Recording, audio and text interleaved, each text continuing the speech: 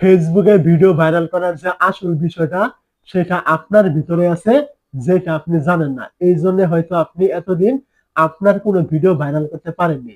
তো আজকে মূলত আপনার ওই বিষয়টা তুলে ধরবো, যেটার মাধ্যমে আপনি আপনার ভিডিওগুলি খুব সহজে ভাইরাল করতে পারবেন।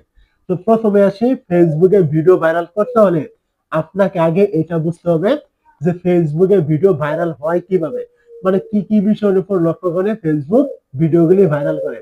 যদি আপনি এটা বুঝতে পারেন, তাহলে আপনিও কিন্তু পরবর্তীতে ভিডিও কিন্তু ভাইরাল করা সহজ হবে। তো ফেসবুক মূলত ভিডিও ভাইরাল করার দিকে বেশ কয়েকটা বিষয় নজর দেয়, সেটা আমি এক এক করে বলছি।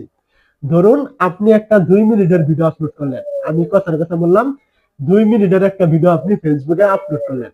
তো ভিডিওটা আপলোড করার পরে ফেসবুক কি করবে, প্রথমে 10 জনের কাছে নিয়ে যাবে আপনার ভিডিওটা, মানে 10টা রিচ দিবে, 10 জনের কাছে নিয়ে যাবে।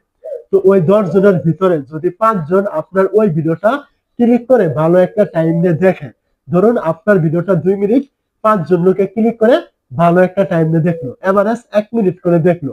তো এমনটা যদি করে কেউ, তাহলে ফেসবুক কি করবে, পরবর্তী আপনার এই ভিডিওটা আরো 50 জন লোকের কাছে নিয়ে যাবে।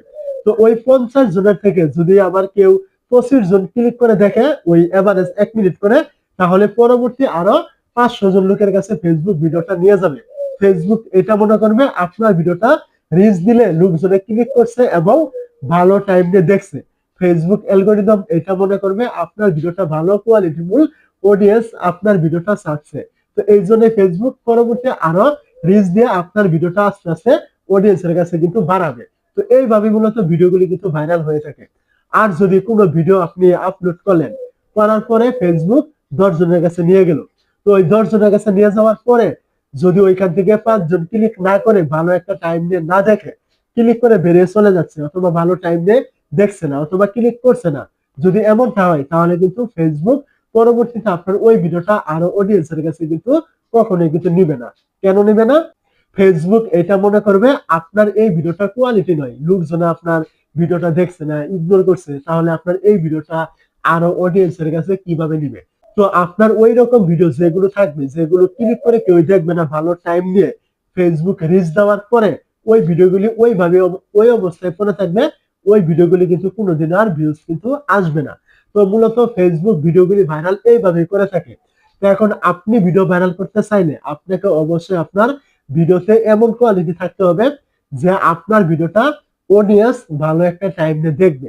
এইরকম কোন ফর্মুলা যদি আপনার ভিডিওতে থাকে, তাহলে অবশ্যই আপনার ভিডিওগুলো 2 দিন আগে হোক বা পরে হোক ভাইরাল হবে। তো এর মানে যে আপনার প্রত্যেকটা ভিডিও ভাইরাল হয়ে যাবে, বিষয়টা কিন্তু এমন না।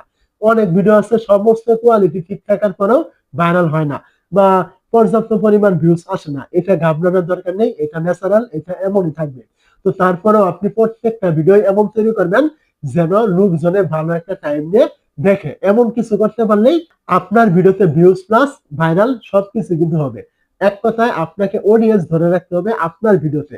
যদি এরকম করতে পারেন, অবশ্যই পরবর্তীতে আপনার ভিডিওগুলি ভালো একটা ফলাফল পাবে।